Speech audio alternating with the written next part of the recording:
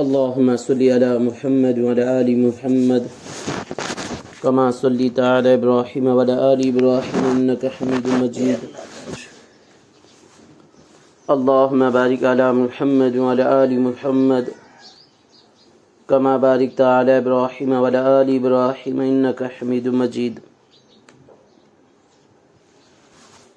ربي اشرح لي صدري ويسر لي أمري واحلل عقدة من لساني يفقهوا قولي. فاعوذ بالله من الشيطان الرجيم. بسم الله الرحمن الرحيم. محترم جی دوستو اور میرے دینی ماں بہنوں، اللہ جل جلالہ امن والو کا ہم سب پر بے انتہا احسان اور کرم ہوا. اللہ تبارک تعالی ہم سب کو ایک جگہ دین کی نسبت پر جمع ہونے کی توفیق نصیب فرمائی. فرمایا، حدیثوں میں آتا ہے، کل محشر کے میدان میں نفسا نفسی کا عالم ہوگا، نفسا نفسی کا عالم ہوگا اور ایک دوسرے کو کوئی پہچانے گا نہیں. شوہر بیوی سے بھاگے گا، بیوی شوہر سے بھاگے گی، ماں بیٹی سے بھاگے گی، بیٹی ماں سے بھاگے گی، دوست دوست سے بھاگے گا، رشتہ دار رشتہ دار سے بھاگے گا، کوئی کسی کو پہچانے گا نہیں. ایسے دن وہ دن ہوگا کہ سورج سوے نیزے پر ہوگا. اس کی وجہ سے بھیجا ایسا پکے گا جیسے ہنڈیوں میں گوشت پکتا ہے. اور اتنا ٹینشن کا دن ہوگا. دنیا میں ٹینشن میں آئے گا تو آدمی ناخن کاٹتا ہے، مگر وہاں کا ٹینشن ایسا ہوگا کہ اپنی انگلیوں سے لے کر کھندے تک چبائے گا اپنا ہاتھ، پتہ نہیں چلے گا. اتنا زبردست دن ہوگا وہ. ایسے دنوں میں ایسے ہولناک منظر کے اندر بعض لوگ نور کے ممبروں پر بیٹھے ہوں گے اور شعر اور تفریح کرتے ہوں گے. اللہ کے نبی صلی اللہ علیہ وسلم نے پوچھا، اللہ کے نبی صلی اللہ علیہ وسلم سے پوچھے صحابہ کرام رضوان اللہ اجمعین نے، اے اللہ کے نبی وہ کون لوگ ہوں گے؟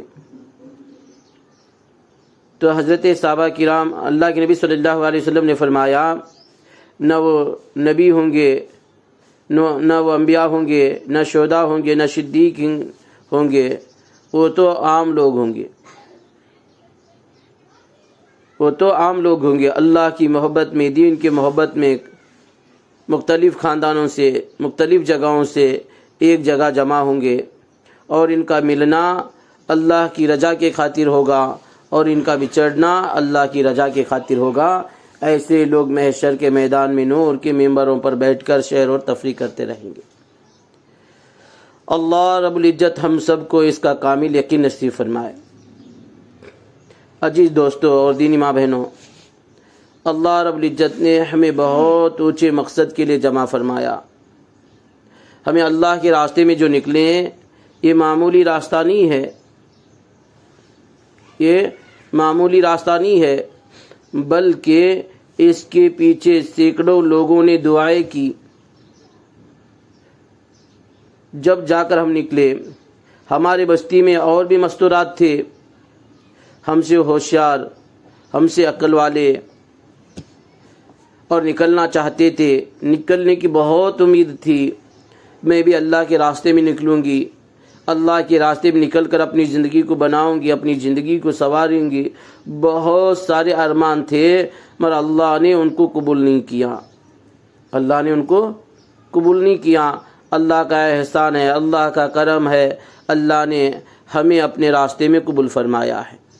اس کے لیے روزانہ اللہ کے راستے میں نکلنے کے بعد شکرانے کی 2 رکعت نماز پڑھے، شکر ادا کرے اللہ کا، اے اللہ تو نے اپنے راستے میں نکلنے کی مجھے توفیق دی، ورنہ میرے اندر کیا تھی. یہ اسی کے کرم کے صدقے ہیں. یہ قدم اٹھتے نہیں بلکہ اٹھائے جاتے ہیں. یہ ہم آئے نہیں بلکہ لایا گیا ہے. حدیثوں میں آتا ہے، اللہ جس سے محبت کرتے ہیں، اللہ جسے نوازنا چاہتے ہیں، اللہ جسے انعام دینا چاہتے ہیں، تو فرمایا اللہ رب العزت سب سے پہلے بندے یا بندی کو فرمایا دین کی سمجھ دیتے ہیں. کہ سمجھ دیتے ہیں جی؟ دین کی سمجھ دیتے ہیں، پھر سجدوں کی توفیق دیتے ہیں. فرمایا ایک مرتبہ اللہ کے نبی صلی اللہ علیہ وسلم اپنے گھر میں تشریف فرمائے ہوئے تھے. اما عائشہ رضی اللہ تعالیٰ عنہ سے پوچھنے لگے، اے عائشہ یہ بتا پوری کائنات میں، پوری دنیا میں اس وقت کون سا گھر افضل ہے؟ کون سا گھر افضل ہے؟ کون سا گھر قیمتی ہے؟ اما عائشہ رضی اللہ تعالیٰ عنہ سوچنے لگی، کہنے لگی کہ اللہ کے نبی میرا گھر افضل ہے، میرا گھر افضل ہے. اللہ کے نبی صلی اللہ علیہ وسلم نے فرمایا نہیں نہیں، ذرا سوچ کر بتاؤ، ذرا سوچ کر بتاؤ کہ پوری دنیا میں کس کا گھر افضل ہے. اما عائشہ رضی اللہ تعالیٰ عنہ فرماتی ہیں، اے اللہ کے نبی میرا گھر افضل ہے. میرا گھر افضل کیوں نہیں ہے؟ کیونکہ میرے گھر میں خاتم النبی امام الانبیاء رحمت العالمین میرے گھر میں ہیں. اس وقت آپ میرے گھر میں موجود ہیں، اس لیے میرا گھر افضل ہے. اللہ کے نبی صلی اللہ علیہ وسلم نے انکار کیا، نہیں نہیں، ذرا سوچ کر بتائیں. اما عائشہ رضی اللہ تعالیٰ عنہ رو پڑی اور کہنے لگی، اے اللہ کے نبی اس سے افضل گھر کس کا ہو سکتا ہے؟ آپ اللہ کے لاڈلے ہیں، آپ اللہ کے حبیب ہیں، آپ کے طفل میں ساری دنیا بنی ہے. آدم علیہ الصلوۃ والسلام سے لے کر جتنے بھی نبی آئے وہ آپ کے طفل میں بنی ہے. یہ سورج، یہ چاند، یہ ستارے سب کے سب آپ کے طفل میں. اور سب سے بڑی ہستی آپ ہیں، میرا گھر کیوں نہیں افضل ہے؟ اللہ کے نبی صلی اللہ علیہ وسلم نے فرمایا، ایسا سن، بات یہ ہے جس گھر سے بندہ ہو یا بندی دین کے خاطر اپنے گھر کو چھوڑ کر نکلتی ہے تو خود اللہ رب العزت اس گھر میں موجود ہوتے ہیں. خود اس گھر میں اللہ رب العزت کیا ہوتے ہیں؟ موجود ہوتے ہیں. اتنی بڑی فضیلت ہے. اب ہم اللہ کے راستے میں نکلے ہوئے ہیں. اب بتاؤ یقین کے ساتھ ہمارے گھر میں کون ہے؟ اللہ رب العزت ہے. اور ایک حدیث بتاؤں اللہ کے راستے میں نکلنے کے فضائل.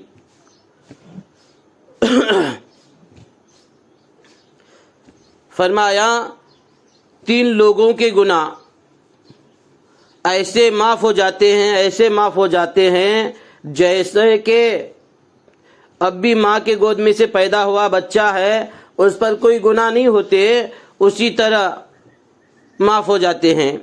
ایک وہ ہے جو حج سے لوٹنے والا، حج کو جا کر پورے ارکان صحیح طریقے سے کر کے جب واپس آتا ہے حاجی حج سے، فرمایا اس پر ایک گناہ بھی نہیں رہتا. اللہ رب العزت اس کو گناہوں سے صاف کر دیا. یعنی وہ ایسا ہے اب بھی ماں کے گود میں پیدا ہوا ہے، گود میں سے. فرمایا دوسرا وہ جو کفر کی زندگی گزارا تھا، غیر مسلم، جب ایمان میں داخل ہو گیا یا ہو گئی ہو، فرمایا اللہ رب العزت اس کے گناہوں کو بھی پورا معاف کر دیتے. کیا کر دیتے ہیں جی؟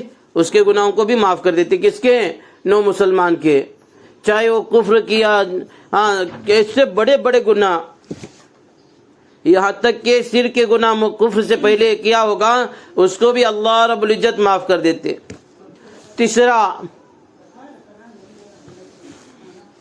تیسرا وہ گناہ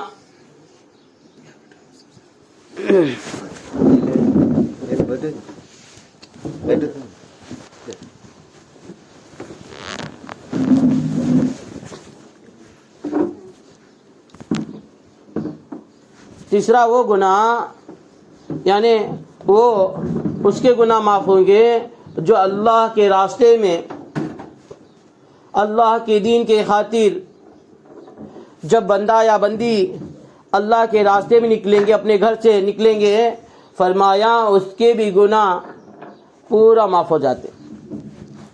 کتنی بڑی دولت ہے یہ، کتنا بڑا انعام ہے۔ جتنے بھی ہم نے گناہ کیے تھے اللہ رب العزت اس کے راستے میں نکلنے کے بعد سارے گناہوں کو معاف کر دیا۔ اب ہم ایسے ہیں جیسا ماں کے گود کا بچہ ہے۔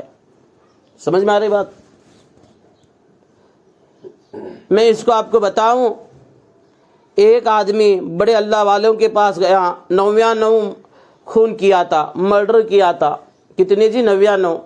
اب جا کر ایک آدمی سے پوچھا، ایک شخص سے، وہ بھی اللہ والے تھے، پوچھے کہ بھائی میں 99 مرڈر کر چکا ہوں، خون کر چکا ہوں، کیا میرے گناہ معاف ہو جائیں گے؟ وہ کہنے لگا، ارے تو 99 خون کیا ہے، تجھے کیسے معافی ملے گی؟ تجھے کیسے معافی ملے گی؟ تو اس نے اس کو ایک مار دیا، یہ لے سو پورے کر دیا۔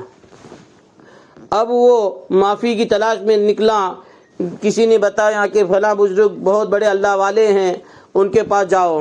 پھر ان کے پاس گئے تو ان سے پوچھے کہ حضرت میرے 100 مرڈر ہوئے ہیں، پہلے 99 تھے، میں نے ایک اب بھی مار کے آیا، وہ 100 ہو گئے، کیا اللہ رب العزت مجھے معاف کریں گے؟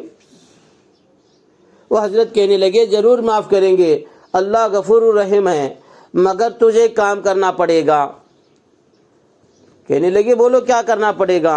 کہنے لگے ہجرت کرنا پڑے گی، اپنے گھر کو چھوڑ کر دین کی تلاش میں، یعنی دین کو سیکھنے کے لیے اپنے گھر کو چھوڑ کر نکلیں گے تو اللہ رب العزت پچھلے سارے گناہ کو معاف کر دیتا ہے۔ اتنی بڑی فضیلت ہے۔ اب ہم اللہ کے راستے میں نکلے ہوئے ہیں، یہ ساری کی ساری فضیلتیں ہمارے اندر ہے۔ حدیث میں آتا ہے جب اللہ کسی سے محبت بھری نظر سے دیکھتا ہے، جب اللہ کسی سے محبت بھری نظر سے دیکھتا ہے، فرمایا اس کو سجدے کی توفیق دیتا ہے۔ 1-2 مرتبہ دیکھتا ہے کسی بندے کو یا بندی کو تو اس کو نماز کی توفیق ملتی ہے، پھر وہ 5 وقت کی نماز پڑھنے والی بنتے۔ فرمایا پھر اللہ رب العزت کسی بندہ یا بندی کو 6 سے 7 مرتبہ محبت بھری نظر سے دیکھتا ہے، محبت بھری نظر سے دیکھتا ہے تو فرمایا اللہ رب العزت اس کو حج اور عمرہ کی توفیق دیتے ہیں۔ اللہ جس بندہ یا بندی کو 6 سے 7 مرتبہ دیکھنے پر اللہ رب العزت اسے کیا کرتے جی؟ حج اور عمرہ کی توفیق دیتے۔ فرمایا اسی طرح کسی بندہ یا بندی کو 70 سے زائد مرتبہ جب اللہ رب العزت محبت بھری نظر سے دیکھتے ہیں، فرمایا اس کو اپنے راستے کی توفیق دیتے ہیں۔ اب ان باتوں سے آپ لوگوں کو سمجھ میں آیا ہوگا کہ ہمیں کتنے اونچے راستے پر نکلے، کتنی قیمتی راستہ ہے، اس کی اہمیت کتنی ہوگی، ذرا اندازہ لگائے۔ ایک آدمی اللہ کے راستے میں نکلا ہوا ہے، ابھی اس کا پین گرا ہوا ہے۔ یوں بتاتے ہیں ایک آدمی اللہ کے راستے میں نکلا ہوا ہے، گھوڑے پر بیٹھا ہے، اس کے ہاتھ میں سے چابک چھٹ گئی، اس کے ہاتھ میں سے چابک چھٹ گئی۔ اب اتر کر لیا، بولو کتنی تکلیف ہو گئی اس کی۔ اس تکلیف پر اللہ کیا دیں گے وہ فرشتے بھی گن نہیں سکتے۔ اللہ اس کو کیا دیں گے وہ فرشتے اس کا حساب نہیں لگا سکتے، اتنا اونچا راستہ ہے۔ فرمایا اس کو قیمتی بنانا ہے۔ اب اس کو اصولوں کے ساتھ، ادب کے ساتھ ہم اللہ کے راستے میں نکلیں گے، وقت کو لگائیں گے تو قیمتی بنے گا۔ ہم بے ادبی کے ساتھ، بے اصولی کے ساتھ، منمانی پر وقت لگائیں گے تو پھر کھیل بنے گا۔ کہاں گئے تھے، کہاں نہیں، کیا لائے، کچھ نہیں۔ وہاں گئے تھے جی تگیڑی میں، یہ اچھا تھا، وہاں پر اس میں تھے، ہمیں ویسا تھا، نہیں۔ اس کے لیے طلبگار بن کر نکلے،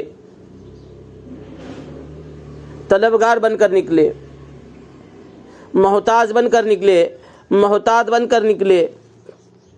وقت کو جس طرح ہمارے بڑے کہتے ہیں ویسے لگائے، وقت کو قیمتی بنائے۔ یہ نہیں کہ ہم بیٹھے ہوئے ہیں، آئے ہوئے بہنوں کو یہ تعلیم کے بجائے ہم اپنے دوسرے باتیں کرتے بیٹھے ہوئے ہیں، یا باہر سے بہن آئی ہے ہم سوئے ہوئے ہیں، کیا ہوا سر دکھ رہا، کیا ہوا ہاتھا پاؤں دکھ رہے، نہیں جی مجھے بیٹھے سے نہیں جاتا، دیکھو نہیں ہے۔ فرمایا یہ تو مجاہدہ ہے، شیطان ہمارا کھلا ہوا دشمن ہے، ہمیں پہلے تو نکلنے نہیں دے رہا تھا، پہلے تو نکلنے نہیں دے رہا تھا، ایڑی چوٹی کا زور لگایا، تنکے کو پہاڑ کی طرح دکھایا۔ بہت دنوں کے بعد، بڑی امید کے بعد ہم نکلے ہوئے ہیں، پھر یہاں نکلنے کے بعد ہم تو ٹکٹ دے کر ہے نا جی کروزر بنا لے کر آئے ہیں، شیطان تو بغیر کروزر کے آیا ہے، شیطان کے ساتھ اس کا بڑا بھائی بھی آیا ہے، وہ نفس ہے، پورے بدن کا بادشاہ ہے۔ اب وہ بیٹھنے نہیں دے گا، تعلیم میں قرآن کے حلقے لگانے نہیں دے گا، 6 صفات کا مذاکرہ کرنے نہیں دے گا، آئی ہوئی بہنوں کے ساتھ دین کی باتیں کرنی نہیں دے گا، اللہ کی بڑائی کرنی نہیں دے گا۔ مگر ہم شیطان کے بہکاوے میں آ کر ویسے وقت لگائیں گے تو کچھ فائدہ نہیں ہوگا۔ فرمایا جس طرح ہمارے بڑے چاہتے ہیں اس طرح وقت لگائے، تعلیم کو محتاج بن کر سنیں، ورنہ شیطان ہم کو کہیں کا نہیں چھوڑے گا۔ بہن وہ تمہارا کیا ہے، وہاں وہ گاؤں ہماری بہن کو دیے، وہاں نہیں ہماری جیٹانی وہاں کی ہے، ہماری پھپھو کو دیے تھے وہاں، یہ سب باتیں کرتے نہیں بیٹھے، بلکہ ہم جس فکر کو لے کر آئے خود بھی اس فکر میں رہے، گھر والوں کو بستی والوں کو اس فکر میں ڈال دیے۔ جیسی فکر ہوگی، جیسی سوچ ہوگی، جیسا کوڑن ہوگا، جیسا طرف ہوگا، بستی والوں پر ویسے اثرات پڑیں گے، بستی والوں پر ایسے اثرات پڑیں گے۔ ورنہ بہت پیچھے لگے تھے گاؤں والے، ہمارے گھر والے بھی سننے گئے تھے، ان کی باتیں کہا کو بیجار کرے تھے، اس کے لیے آئیں دیکھو بیجار کرے تھے، بس کر کے تھے اس کے لیے آئیں، ایسا نہ ہو۔ اس کے لیے فرمایا کہ ہم شیطان کے بہکاوے میں نہ آئے۔ شیطان کتنا شاطر ہے بتاؤں میں آپ کو، ذرا غور سے سنیں۔ ایک اللہ والے بڑے بزرگ نماز کے فجر کی نماز کے لیے گھر سے نکلے، مسجد سے گھر دور تھا، اب نکلتے وقت کمزور تھے، بزرگ تھے، پیر پھسل کر گٹار میں گرے۔ اب نماز میں فرض میں آتا ہے کہ بھئی بدن کی پاکی ہو، کپڑے کی پاکی ہو، اب گٹار میں گرنے سے ناپاک ہو گئے، اس کے لیے پھر واپس گھر پہ گئے، نہائے دھوئے، کپڑے بدلے، پھر نکلے، پھر دوسری مرتبہ اسی گٹار میں پیر پھسل کر گرے، پھر گئے، پھر نہائے دھوئے، پھر کپڑے بدل کر پھر آئے، پھر تیسری مرتبہ پیر پھسلا، گٹار میں گرنے والے ہی تھے، شیطان مردود نے پکڑ کر علیحدہ کر دیا۔ تو اللہ والے تھے، پہچانتے تھے، کہنے لگے ارے مردود، ارے ابلیس، تو کب سے اچھا کام کرنے لگا، تو کب سے اچھا کام کرنے لگا، تیرا تو کام تھا ڈھکل دینا، میری نماز قضا ہو جاتی تھی، میری تکبیر اللہ چھوٹتی تھی۔ تو شیطان کہنے لگا حضرت میں اچھائی کے لیے نہیں کرتا، میرا بہت بڑا مقصد ہے۔ بزرگ کہنے لگے مجھے نماز کو بھیجنے میں تیرا کیا مقصد ہے؟ کہنے لگا، شیطان کہنے لگا جب تم نے پہلی مرتبہ گٹار میں گرے، گھر پہ جا کر نہائے دھوئے، کپڑے بدلے، اللہ رب العزت نے تمہارے پچھلے اگلے گناہوں کو معاف کر دیا۔ سمجھ میں آ رہا ہے ملنگ بھائی؟ ہاں، کیا ہے؟ تمہارے پچھلے آنے والے کو پچھلے ہوئے گناہ سب معاف کر دیا۔ اب جب تم دوسری مرتبہ گٹار میں گرے، پھر جا کر نہائے دھوئے، کپڑے بدلے، اللہ رب العزت نے پورے تمہارے خاندان کے گناہوں کو کیا کر دیا بابا؟ معاف کر دیا۔ ہاں، محتاج بن کر سننا بات۔ کیا ہوا جی؟ معاف کر دیا۔ اب شیطان کہنے لگا، کتنا شاطر ہے دیکھو شیطان کہنے لگا کہ جب تم تیسری مرتبہ گرتے گٹار میں نہاتے دھوتے، کہیں اللہ رب العزت کی ہے نا شان جوش میں آ کر پوری امت کے گناہ کو معاف نہ کر دے، اس کے لیے میں نے روکا۔ دیکھو کتنی بڑی خیر سے روکا ہے۔ اس کے لیے شیطان یہ چاہتا ہے کہ یہ کسی سے بات نہ کرے، یہ دین کے کاموں میں نہ لگے، اب یہ لگ کر جائے گی تو پورے گھر کو بنائے گی، کیونکہ جو عورت ہے وہ گھر کی امام ہے، امام بولے تو گھر پورا ان کے ہاتھ میں رہتا ہے۔ جیسا مسجد میں امام ہوتے ہیں، متقی اس کے تابع ہوتے ہیں، اسی طرح مستورات گھر کی امام ہے، مرد حضرات بچے ان کے تابع ہوتے ہیں۔ جب یہ بنے گی، بن کر جائے گی تو اللہ یعنی شیطان کو معلوم ہے یہ وقت کی ولی بنے گی، یہ وقت کی ولی بنے گی، پھر اپنے مسائلوں کو اللہ کے ذریعے سے حل کرنے والے بنے گی، نماز کے ذریعے سے حل کرنے والی بنے گی۔ اس کے لیے شیطان بہت زور لگاتا ہے، وہاں پر بھی خاموش بیٹھنے نہیں دیتا تھا، یہاں پر بھی بیٹھنے نہیں دے گا۔ اور نفس اس کا بڑا بھائی ہے شیطان کا، کیا لگے چھوڑ ویسا بولتی ہوں، ہاں نہیں اس کو کہو کہ تیرے چوچلے پورے کرتے کئی مدت گزر گئے، کئی دن گزر گئے، کئی سال گزر گئے، اب تو میں نکلی ہوں، اب میں آئی ہوں تو انشاءاللہ میں کچھ لے کر جاؤں گی۔ پھر اس کے فکر میں لگے۔ اس کے لیے ہم اللہ کے راستے میں نکلنے کے بعد سب سے بڑا جو عمل ہے وہ تعلیم والا عمل ہے۔ کون سا عمل ہے جی؟ تعلیم والا۔ صبح دو گھنٹے 2.5 گھنٹے، شام 1 آدھا گھنٹہ ہوتا ہے، پھر اس کے بعد مرد حضرات کی بات ہوتی ہے، اس تعلیم کو عظمت کے ساتھ کرے۔ تعلیم میں بیٹھنے سے پہلے 2 رکعت نماز پڑھ کر صلاۃ الحاجت کی نماز پڑھ کر اللہ سے مانگے، اے اللہ تعلیم والی نور میرے اندر اتار دے۔ تعلیم کی بڑی فضیلت ہے، اب میں بولتا رہوں گا تو وقت پورا نہیں ہوگا۔ اس کے لیے فرمایا تعلیم کو عظمت کے ساتھ کریں، تعلیم میں باوجود ادب بیٹھے، کتاب کو پڑھنے والی کو دیکھے یا اس کے چہرے، کتاب کو دیکھے یا اس کے چہرے کو دیکھے، اور کلام اور صحابہ کلام کی عظمت دل میں لے کر بیٹھے، اور نیت یہ ہو کہ جو پڑھ رہی ہوں، جو سن رہی ہوں، وہ اس پر عمل کرنے والے بنیں گے اور دوسرے تک پہنچائیں گے۔ پڑھنے والوں کا بھی کام یہ ہے، جو بہن کتاب پڑھتی ہیں آہستہ آہستہ پڑھے، یہ نہیں کہ اخبار کی طرح پڑھتے جا رہے ہیں، بلکہ ٹھہر ٹھہر کر پڑھے، سمجھانے کے اندازے میں پڑھے۔ کوئی بہن تعلیم سے بے خبر ہے یعنی دھیان نہیں ہے، ان کو پوچھیں، یہ نہیں کہ بھئی اس کو نہیں آتا اس کے لیے پوچھ رہے، ایسا نہیں ہے، بلکہ چوکانے کے لیے پوچھے، اس کے لیے کہ ہوشیار کرے، تعلیم میں ہے۔ پھر سمجھنے کے اندازے سے پڑھے۔ ہارڈ الفاظ ہے جو فارسی الفاظ میں بھی ایسے ہیں جو ہمیں معلوم ہے تو آسان کر کے پڑھے۔ کیسے پڑھے؟ آسان کر کے پڑھے۔ جب تعلیم ہوتی ہے تب نبی کا نام آتا ہے تو صلی اللہ علیہ وسلم بولے۔ تعلیم کتنے حصے میں ہوتی ہے؟ فرمایا ہماری تعلیم 3 حصوں میں ہوتی ہے۔ اللہ کے راستے میں نکلنے کے بعد 3 حصے میں، اور گھر میں ہمیں تعلیم کر رہے ہیں ہمارے گھروں میں تو 5 حصوں میں۔ پھر جا کر رہے تو کنفیوز کر لیں گے، نہیں جی ہمیں تگڑی گئے تھے وہاں 3 حصے میں بولے بول کے، نہیں، روزانہ ہمارے گھر کی جو تعلیم ہوتی ہے انفرادی ہمارے گھر میں تو وہ 5 حصوں میں ہو۔ اللہ کے راستے میں نکلنے کے بعد 3 حصے میں تعلیم ہو۔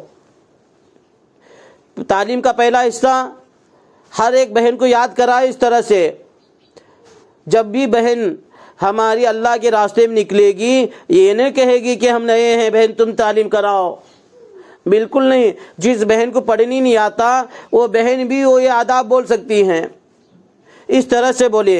تعلیم کے 3 حصے ہوتے ہیں۔ کتنے حصے ہوتے ہیں جی؟ تعلیم کے 3 حصے ہوتے ہیں۔ تعلیم کا پہلا حصہ قرآن شریف کو صحیح پڑھنے کے حلقے لگانا۔ کیا ہے جی تعلیم کا پہلا حصہ؟ قرآن شریف کو صحیح سیکھنے کے حلقے لگانا۔ تعلیم کا دوسرا حصہ فضائل والی کتاب کو پڑھنا۔ اس میں فضائل والی کتاب میں فضائل عمل اول ہے، فضائل عمل دوم ہے، منتخب حدیث ہے، بدل بدل کر پڑھے۔ تعلیم کا تیسرا حصہ ہے 6 صفات پر عملی مذاکرہ کرے۔ عملی یعنی عمل کے ساتھ، یہ صرف بیان کے لیے نہیں ہے 6 صفات، تقریر کے لیے نہیں ہے 6 صفات، بلکہ عمل کے ساتھ ہمارے زندگی میں لائے۔ عملی مشق یعنی اپنے زندگی میں اتارے اس کو۔ میں ایمان کے بارے میں بولتی ہوں تو میرے اندر اللہ کا ایمان کتنا آیا ہوا ہے، میرے اندر اللہ کا ڈر، اللہ کا خوف، اللہ کی ربوبیت کتنی آئی ہے۔ کیا میرا ایمان اللہ سے ڈرا کر تہجد میں اٹھا رہا ہے؟ کیا میرا ایمان اللہ سے ڈرا کر مجھے جھوٹ بولنے پہ روک رہا، غیبت کرنے پہ روک رہا؟ دیکھیں، نماز کے بارے میں آتا ہے تو میں جب گھر پر تھی میری نماز کیسی تھی، اب میری نماز میں کیا فرق آ گیا؟ میں گھر پہ تھی تو 5 وقت کی نماز پڑھتی تھی، اب میں کوئی کتنے وقت کی، کتنے ٹائم کی نماز پڑھ رہی ہوں۔ اسی طرح علم کے بارے میں حلال اور حرام کی پہچان میرے اندر کتنی آ گئی؟ کیا میرے اپنے شوہر سے، اپنے بیٹے سے، اپنے بھائی سے یہ کہتی ہوں کہ اپنے باپ سے دیکھو جی ہمیں مرچی روٹی ہی کھلاؤ، حلال کا لا کر کھلاؤ، ہمیں مرغ مسلم کی ضرورت نہیں ہے، ہمیں چکن مٹن کی ضرورت نہیں ہے، ہمیں اچھے لباس کی ضرورت نہیں ہے، ہمیں بلڈنگ کی ضرورت نہیں ہے، جیسے بھی ہیں ہمیں حلال سے لاؤ۔ ہم جھوپڑے میں رہنا پسند کر لیں گے مگر حلال کے ساتھ۔ ہم ہے نا جی ہاں پھٹے پرانے کپڑے پہننے کے لیے تیار ہیں، کم قیمت کے کپڑے پہننے کے لیے تیار ہیں، مگر وہ حلال کے ساتھ ہو۔ اس کے لیے اس کی تحقیقات لائیں، خالی بیان کے لیے نہیں ہے۔ فرمایا پھر ہمیں جو ہے اسی طرح 6 صفات میں یہ ہے ذکر ہے، اللہ کا ذکر، ہمیں 24 گھنٹہ اللہ والا دھیان نصیب ہو۔ کیا مطلب؟ جب اللہ والا دھیان نصیب ہوگا، بند کمرے میں کیوں نہ ہو، اس سے گناہ صادر نہیں ہوں گے، اس سے گناہ صادر نہیں ہوں گے۔ ایک ماں اپنی بیٹی کا ایمان پرکھ رہی ہے، ایک ماں اپنی بیٹی کا ایمان پرکھ رہی ہے۔ حضرت عمر فاروق رضی اللہ تعالیٰ عنہ کے دور خلافت میں فرمایا، خود حضرت امیر المومنین بتاتے ہیں اس واقعہ کو، ایک ماں اپنی بیٹی کا ایمان کیسے پرکھ رہی ہے، بیٹی سے کہتی، بیٹی ذرا دودھ میں پانی ملانا بیچنے کے لیے۔ بیٹی کہنے لگی، امی جان پتہ نہیں آپ کو امیر المومنین حضرت عمر رضی اللہ تعالیٰ عنہ دودھ میں پانی ملا کر بیچنے کے لیے منع فرمایا ہے، دودھ میں پانی ملا کر بیچنے کے لیے منع فرمایا ہے۔ ماں اپنی بیٹی کا ایمان پرکھ رہی ہے، کہنے لگی، ماں بیٹی عمر رضی اللہ تعالیٰ عنہ کو کیا پتہ چلے گا، امیر المومنین کو کیا پتہ چلے گا، اس وقت تھوڑی دیکھ رہے ہو ہمیں۔ تو بیٹی کہنے لگی ماں سے، امی حضرت عمر رضی اللہ تعالیٰ عنہ بادشاہ سلامت نہ دیکھے تو کیا ہوا، ان کا خدا تو ہمیں دیکھ رہا ہے۔ حقیقت میں میرے عزیز دوستو اور میرے ماں بہنوں، اللہ کا ڈر، اللہ کا خوف، اللہ کی ربوبیت اندر آئے گی۔ وہ کیسے آئے گی؟ فرمایا وہ ذکر کے ذریعے سے آئے گی۔ سب کچھ کرنے والا اللہ ہے، اس کے اندر ہمارے اندر آئے گا۔ اس کے لیے فرمایا تعلیم ہماری اس طرح سے ہو، ہماری 6 صفات عملی مشق کے ساتھ ہو۔ اس کے بعد فرمایا مسنون دعاؤں کا اہتمام ہے۔ پھر اکرام مسلم کے بارے میں جب بولتے ہیں تو فرمایا اس کی ہمارے زندگی میں لانے کی فکر کرے۔ اب ہمارے ساتھ کوئی معذور، ہمارے سے بزرگ کوئی مستورات آئی ہے تو ان کی خدمت کرے، ان کا بستر ڈالے، کاڑے، ان کی خوب خدمت کرے۔ وہ جا کر اپنی بیٹیوں سے، اپنی بہوؤں سے یہ کہے کہ جماعت میں جانے کے بعد ہماری اتنی خدمت کی، کاش میری بیٹی بھی اتنا نہیں کرتی ہوگی۔ اور جس گھر پہ ہیں ہم، اس گھر میں بھی ہم خدمت کریں۔ خدمت سے خدا ملتا ہے۔ گھر کی بہن کے ہاتھات میں کام کرے، ان کا کپڑے دھونے میں مدد کرے۔ بہن میں بھی دوں گی، وہ تو اکرامن گھر والی بہن کہے گی، رہنے دو، آپ بیٹھو، آپ اپنا کام کرو، نہیں، بلکہ ہم ساتھ دیں، کپڑے دھونے میں، برتن دھونے میں، گھر کی صفائی میں ساتھ دیں، پھر ان کو ہمارے ساتھ تعلیم لے کر بیٹھے، ورنہ ایسا ہوگا وہ آپ کی خدمت ہی کرتے رہیں گے، پھر وہ تعلیم میں بیٹھیں گے نہیں۔ پھر اس کے لیے ہمارے بڑے کہتے ہیں، ہم جس طرح ماں اپنی بیٹی کے گھر جاتی ہے تو بیٹھتی نہیں ہے، بیٹی کے ہاتھ میں کام کرتی ہے، ماں بیٹی اپنے ماں کے گھر آتی ہے، میکے کو آتی ہے، تب بھی بیٹھتی نہیں ہے، ماں کے ہاتھ میں کام کرتی ہے۔ اسی طرح ہم بیٹی بن کر بھی، ہم ماں بن کر بھی جہاں جس گھر پہ جاتے ہیں صفائی کا خیال کرے، ہے نا جی، پھر ان کے ہاتھوں ہاتھ میں کام کرنے کی فکر کرے۔ جس روم میں ہمیں اتارے ہیں وہ روم ہمارے لیے مسجد ہے، وہ روم ہمارے لیے کیا ہے جی؟ مسجد کا نمونہ ہے۔ اس کے لیے اس میں زور سے باتیں کرنا، زور سے یہ کرنا وہ گناہ ہے، دنیا کی باتیں کرنا گناہ ہے۔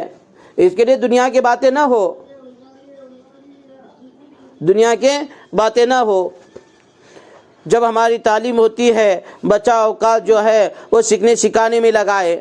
آج دیکھو ہمارا قرآن صحیح نہیں ہے، ہمارا کلمہ صحیح نہیں ہے، ہمارے صورتیں صحیح نہیں ہے، ہمارے سورہ فاتحہ صحیح نہیں ہے، ہم تو نام کے مسلمان بن کر بیٹھے ہوئے ہیں۔ اب اللہ کے راستے میں نکلے ہوئے ہیں، اس کو درست کرے، انفرادی قرآن کی باتیں کرنے کی بجائے اس کو درست کرے۔ دیکھو جی میرا کلمہ سنو، کیا میرا کلمہ صحیح ہے؟ اگر ہمارے قرآن کے حلقے میں اس کا مقصد یہ ہے کہ ہمارے ایک ایک حرف صحیح ہو جاوے، اب ہم قرآن کے حلقے لگا رہے ہیں تو یہ نہیں کہ ٹیک لگا کر بیٹھے ہوں گے، پیر لمبے کر کے بیٹھے ہوں گے، نہیں نہیں نہیں، بلکہ قرآن اللہ کا کلام ہے، عظمت کے ساتھ اس کو سیکھے اور سکھائے۔ سکھانے والی بہن بھی عظمت کے ساتھ بیٹھے، ٹیک لگا کر نہ بیٹھے، پیر پھیلا کر نہ بیٹھے، ادب کے ساتھ بیٹھ کر سکھائے۔ سیکھنے والی بہن بھی ادب کے ساتھ بیٹھ کر سیکھے۔ اور جو ہماری غلطیاں ہیں، اگر کوئی بہن ہماری غلطی بتاتی ہے تو اس پر اترانا نہیں جی، پہلی بار میں جب لگائی میں عالمہ بن کر آئی، میں سیکھی، میں اس کے پاس سیکھی، میں عالمہ کے پاس سیکھی، نہیں ہے۔ ایمان والی بہن ایک دوسرے کے اینا جیسا ہیں، کالی کو کالی بتائے گا، گوری کو گوری بتائے گا، اینا۔ اسی طرح غلطی ہے تو بتا رہے ہیں تو اس کو تسلیم کر لیں، اس کو تسلیم کر لیں، پھر اس سبق کو درست کر لیں۔ ہمارے اندر ایک احساس پیدا ہو جائے کہ میری پورا بچپنا گزر گیا، مجھے اللہ کا کلام نہیں آ رہا۔ اس کے لیے اب نیت یہ کریں، یہ 3 دن چلے میں، یہ 10 دنوں میں کیا ہے، یہ قرآن صحیح نہیں ہوتا۔ اب بستی میں جانے کے بعد ہمارے گھر والے اگر جاننے والے ہیں قرآن شریف کو، ان کے پاس سیکھوں گی، نہیں تو ہمارے محلے میں کوئی عالمہ بہن ہے، ان کے پاس جا کر میں اپنے قرآن کو درست کروں گی۔ صحیح نہیں ہے میرے صاحب؟ تو اس کی کیا کرے، فکر کرے، وقت کو بہت قیمتی بنا کر لگائے، ہمارا ایک لمحہ بھی غفلت میں نہ گزرے، ہمارے ایک لمحہ بھی غفلت میں نہ گزرے۔ ہم اس طرح سے بڑے جس طرح چاہتے اس طرح سے وقت لگائیں۔ پھر اس کے بعد عصر میں تسبیحات کی پابندی کر لے، 3 تسبیحات کی پابندی ہو۔ پہلی تسبیح جو ہے وہ تیسرا کلمہ ہے، سبحان اللہ والحمد للہ ولا الہ الا اللہ واللہ اکبر، یہ 100 مرتبہ پڑھے۔ لا حول ولا قوت الا باللہ العلی العظیم اسی کے ساتھ ہے۔ اگر پڑھنا چاہتے ہیں تو یہ اتنا قیمتی ہے، یہ 99 بیماری کی شفا اس میں۔ ایک آدمی کو 99 بیماری تھوڑی رہیں گی ایک بار پڑھنے سے، اس کو ہم پڑھیں گے انشاءاللہ ہماری بیماریاں دور ہو جائیں گی، 99 بیماری کی شفا ہے۔ اس کے بعد 100 مرتبہ درود شریف پڑھے، جون سے درود شریف آتا وہ اللہم صلی علی محمد نبی الامی وعلی آلہ وسلم تسلیما، یہ پڑھے، صلی اللہ علیہ وسلم پڑھے۔ پھر اس کے بعد استغفار پڑھے 100 مرتبہ، اور مسنون دعاؤں کا اہتمام کرے۔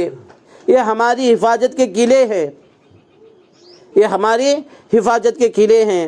گھر میں جانے کی، گھر سے باہر آنے کی، کھانا بنانے کی، کھانا ڈالنے کی، کھانا کھانے کی، بیت الخلا جانے کی، بیت الخلا سے باہر آنے کی، نہانے کی، ہر ایک کی دعا ہے۔ سونے کی، سو کر اٹھنے کی، بستر ڈالنے کی، بستر میں جانے کی، پانی پینے کی، پانی پینے کے بعد کی، جو ضرورت کی دعائیں کم سے کم ان کو تو سیکھیں۔ یہ ہماری حفاظت کے لیے ہیں۔ ذکر میں افضل و ذکر قرآن شریف کی تلاوت ہے۔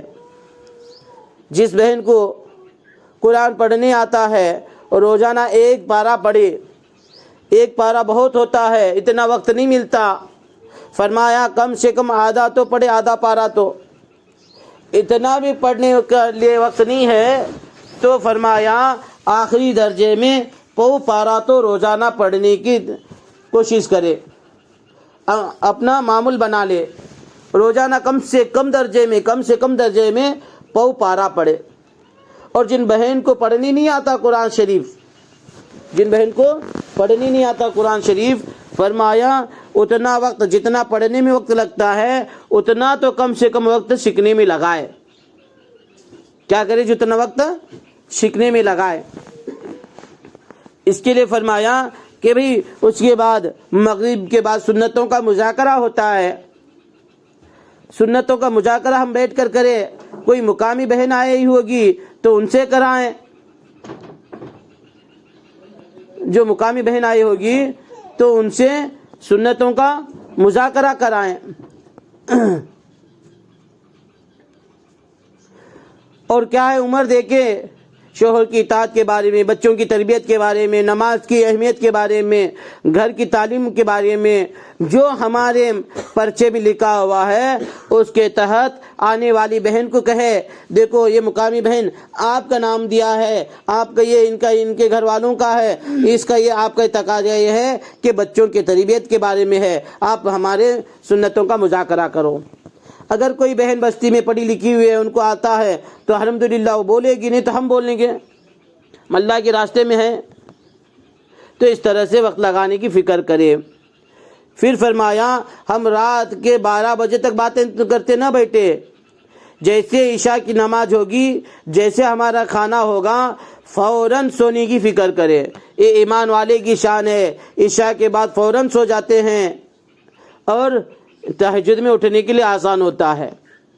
ورنہ ہوتا ایسا ہے اکثر جماعتوں میں کہ بھئی رات بھر باتیں کرتے بیٹھتے ہیں، 10 11 12 بجتے ہیں، پھر 12 بجے سوتے تو تہجد کیا ہوتی؟ گل ہوتی۔ اگر پڑھ بھی لیے، سمجھ لو پڑھ بھی لیے، تعلیم میں بیٹھنا بہت مشکل جاتا، پھر اونگ آنا شروع ہوتی، آنکھیں بند ہونا شروع ہوتی، پھر سامنے والی پڑھ رہے ہیں کچھ سمجھ میں نہیں آ رہا، سامنے والے پڑھ رہے ہیں کچھ سمجھ میں نہیں آ رہا۔ اس کے لیے اس کی فکر کریں کہ بھئی ہم جلدی سونے کی فکر کریں گے، عشاء کے بعد کھانا کھانے سے فوراً فارغ ہو کر کیا ہے، پھر ہم کیا کرنا جی، سونے کی فکر کریں اور تہجد کی نیت کرے۔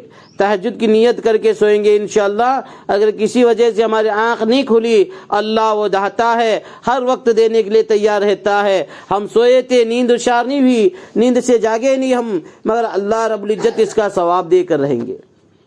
تو کریں گے انشاءاللہ۔ جن باتوں کو ہم نے بتایا یہ بڑوں کی طرف سے باتیں ہیں، اس پر عمل کرنے کی فکریں کریں انشاءاللہ۔ اور جو بہن بستی والے آئے رہے ہوں گے ان کے ساتھ بڑے محبت کے ساتھ، بڑے خلوص دل سے ان سے ملے، ان کو ایمان اور یقین کی باتیں کرے، پھر ان کو تعلیم میں بیٹھنے کی فکر کرے۔ پھر جب بات ہوتی ہے 4 بجے، پھر تب بھی ان کو اچھی محبت کے ساتھ بات کرے۔ جب بات ہوتی ہے، دعا ہوتے، مرد حضرات نکل کر جاتے ہیں، ان کی تشکیلی کریں۔ بہن آپ کا کتنا وقت لگا ہے، آپ کے گھر والوں کا کتنا وقت لگا ہے؟ ابھی تک 4 مہینے نہیں لگے تمہارے گھروں میں، تمہارے گھر والے کا نہیں لگا، تمہارے بیٹے کا نہیں لگا، تمہارے ابو کا نہیں لگا، تمہارے سسرے کا نہیں لگا۔ ارے پہلے لگانے کی فکر دلائے ان کو۔ جب تک 4 مہینے نہیں لگتے وہ مستورات میں چلا جانے کے لیے لائق نہیں ہے۔ پہلے مستورات میں کیسا فکر تھی؟ ایک صحابی کی شادی ہوگی مسجد نبوی میں، آخری بات بول کر ختم کرتا ہوں، ذرا غور سے سنیں، کتنا تڑپ کتنی فکر مند ہوتے تھے مستورات پہلے۔ حضرت صحابیہ رضی اللہ تعالیٰ عنہما فرمایا ایک صحابی کی شادی ہو گئی مسجد نبی میں، اللہ کے نبی صلی اللہ علیہ وسلم نے اعلان کیا کہ بھی جہاد میں جانا ہے، تو سارے کے سارے وہیں سے چلے گئے۔ یہ جس کی شادی ہو گئی تھی جس صحابی کی، وہ رکے اور اللہ کے نبی صلی اللہ علیہ وسلم سے کہا، اے اللہ کے نبی صلی اللہ علیہ وسلم، میرے آج نکاح ہوا ہے، میں اپنی بیوی کو بتا کر جاؤں گا، اطلاع دے کر جاؤں گا۔ اللہ کے نبی صلی اللہ علیہ وسلم نے اجازت دی۔ پھر وہ صحابی گھر پہ آئے، کہنے لگے دیکھو اللہ کے نبی صلی اللہ علیہ وسلم نے تشکیل کی اللہ کے راستے میں نکلنے کی، جہاد میں جانے کی، سب کے سب وہیں سے چلے گئے، میں آپ کو بتانے کے لیے آیا ہوں۔ پہلی بار بیوی کا منہ دیکھ رہے ہیں اور یہ بتا رہے ہیں، تو بیوی دھاڑے مار کے رونے لگی، اور صحابیہ عورت دھاڑے مار کے رونے لگی، جارو قطار رونے لگی۔ یہ صحابی پریشان ہو گئے، نئے دھولے تھے، کیا ہو گیا، کیوں روتی ہو، کیا میں جہاد میں نہ جاؤں، کیا میں اللہ کے نبی صلی اللہ علیہ وسلم کے بات پر کھرا نہ اتروں؟ تو صحابیہ عورت وہ نوی دلہن کہتی ہے، ارے اللہ کے بندے میں اس لیے نہیں روتی، ارے اللہ کے بندے میں اس لیے نہیں گڑ گڑاتی، میں اپنی بدقسمتی پر، اب اپنی پھوٹی ہوئی قسمت پر رو رہی ہوں۔ صحابی رضی اللہ تعالیٰ عنہ نوے دولہے پوچھتے ہیں کیا بات ہو گئی؟ وہ کہنے لگی، وہ صحابیہ عورت وہ نوی دلہن کہنے لگی، باقی عورتیں تو کتنے خوش قسمت ہوں گے جن کے شوہر مسجد نبوی سے نکل جاوے اللہ کے راستے میں، اور میں کتنی بد نصیب عورت ہوں کہ میرا شوہر مجھے بتانے کے لیے آ جائے۔ یہ جذبہ تھا عورتوں کا، یہ جذبہ تھا، ولولہ تھا، میرا شوہر اللہ کے راستے میں چلے جاوے۔ تو عزیز ماں بہنیں، ہمارا بھی جذبہ ایسے ہو، اگر ہمارے گھروں میں ہمارے مرد کا، یعنی ہمارے شوہر کا، ہمارے بیٹے کا، ہمارے بھائی کا، ہمارے باپ کا، ہمارے گھر میں جتنے بھی مرد حضرات ہیں، ان سب کا 4 مہینے نہیں لگا ہے، اول درجے میں پہلی فرصت، یعنی فرصت تو نہیں بولتے اس کو، پہل ان کو بھیجنے کی فکر کریں گے انشاءاللہ، اور صحیح وقت لگانے کی فکر کریں۔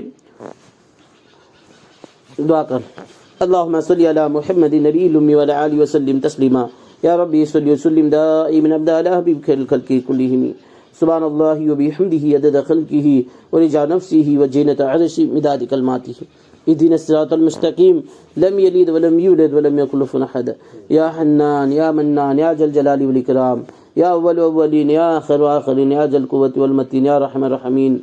اے اللہ رحم فرما، کرم فرما، عافیت عطا فرما، اے اللہ ہمارے گناہوں کو معاف فرما، اے اللہ ہمارے خطاؤں کو معاف فرما، بے شک ہم اقرار مجرم ہیں، ہم سے گناہ بہت ہوئے ہیں، اے اللہ تو معاف کرنے والا ہے، تو بڑا غفور الرحیم ہے، تو بڑا کریم ہے، اے اللہ تو ہمارے گناہوں کو معاف فرما، اے اللہ تیرے راستے میں نکلنے کی توفیق دی ہے، اے اللہ تو نے ہی نکالا ہے، اے اللہ نفس اور شیطان مردود سے ہماری حفاظت فرما، جس طرح ہمارے بڑے چاہتے ہیں اے اللہ اس طرح وقت لگانے کے فیصلے فرما، اے اللہ جس طرح سے اے اللہ جن منکی راہ سے بچنے کے لیے کہتے ہیں ان منکی راہ سے تو اپنی قدرت سے حفاظت فرما، اے اللہ ان اعمال کو کرنے کی توفیق نصیب فرما جس سے تو ناراض ہوتا ہے، ان منکی راہ سے ہم سب کی حفاظت فرما جس سے تو ناراض ہوتا ہے، اے اللہ کہنے میں سننے میں جو غلطی کوتاہی ہوئی ہے تو اپنے فضل و کرم سے معاف فرما، اے اللہ ہمارے نکلنے کو قبول کر کے بھی انتہا، اے اللہ سارے عالم ہدایت کے فیصلے فرما، اے اللہ اس بستی میں اے اللہ سرفت دین کے فیصلے فرما، اے اللہ دین کا بول بالا فرما، اے اللہ اے اللہ جس گھر میں ہم رکے ہوئے ہیں اللہ اس گھر کو اے اللہ برکت عطا فرما، اے اللہ ان کے گھر میں رہنے والوں کو اے اللہ ان کی عمروں میں برکت نصیب فرما، ان کے دلوں میں برکت نصیب فرما، اے اللہ ان کے گھروں میں دائی اور شورائی پیدا فرما، اے اللہ ان کو حج اور عمرہ کرنے کی توفیق نصیب فرما، تیرے راستے میں بار بار نکلنے کے فیصلے فرما، اے اللہ اس گھر سے نوست کو ختم فرما، اے اللہ اس گھر سے اے اللہ پریشانی کو ختم فرما، اے اللہ اس گھر سے اے اللہ بیماریوں کو ختم فرما، اے اللہ عافیت والی اے اللہ جگہ بنا دے، اے اللہ عافیت والی جگہ بنا دے، اے اللہ چین سکون راحت امن و عافیت عطا فرما، اے اللہ ہمیں تو اپنے مہمان کو ٹھہرنے نہیں دیتے، اے اللہ تیرے مہمان رکے ہوئے ہیں، اے اللہ ان کی خوب خدمت کرنے والے بنا دے، اے اللہ خوب خدمت کرنے والے بنا دے، اے اللہ ان کی خوب خدمت کرنے والے بنا دے، اے اللہ جنہوں نے دعا کے لیے کہا لکھا ہے جو کہنا چاہتے تھے نہ کر سکے ان کی جائز تمنا کو پورا فرما، یہ دعا جناب رسول اللہ صلی اللہ تعالی علیہ وسلم کے صدقے توفیق قبول فرما، سبحان ربک رب العزۃ عما یصفون، السلام علی المرسلین والحمد للہ رب العالمین برحمتک یا ارحم الراحمین۔